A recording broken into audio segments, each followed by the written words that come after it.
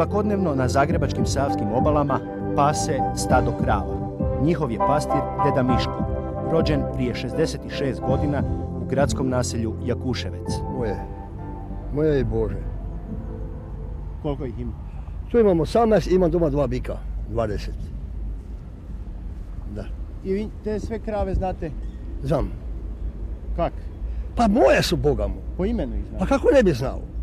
Ona Šara, ona tamo Đurđa, ona je tamo ovo je Beba, Goluba, Crna, Jagoda, Borka, Nada, Tigra i Darinka. Doma 2 muška, velika. Zakaj nisu oni tu? A zašto kad krave teraju, krave siluju, da, zato, jer su jaki su, po 650 kila su. Kako sam govori, puno je toga radio u životu. Bio je prijevoznik, nadničar, lađar na Savi i pjeskar u Zagrebu. No dedi Mišku poljoprivreda je uvijek bila najvažnija. Jel dolaze ljudi, jer se čude kak su tu krave usred Zagreba, ali vas pitao neko nešto? Pa šta, tu nisam usreću, tu su ona između nasipa i rijeke Save, a nisam ja u Zagrebu, Zagreb je i ono i ovo, ali ja sam između. Između? Da, jesam između. Nasipe tamo, nasipe ovamo, ja sam između i rijeka Sava teče. Je li tu dobra paša? Dobra, ovo je trava dobra za pašu, dobra i zato je ona tako isto, samo već nema toliko sunca pa je malo i ladna i nema više onog žmaha. Da. A ne bojite se da bi tu krave sa travom popasle nekakve otrove od grada? Ne. Deda Miško prodaje samo junad, takozvane godišnjake. Za prodaju mlijeka, kako ljutito kaže, ne želi ni čuti. Ne dam njima da mi neko krv pije.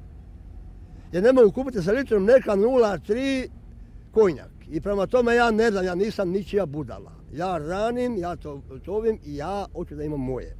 Molim. Ja sam to ne gazan, niko nego ja. I vama nije niš neobično kaj uzgajate krave u sred Zagreba? Ja šta je bilo mene? Zašto? Šta Zagreb predstavlja? Jer svako me dobro meso, njemu kravica smrdi, a na mu miriši. Jel da? Ne tako. Neka majne kupuje one za nofte i one mini sukne, pa imat će više mesa. Nema dobro.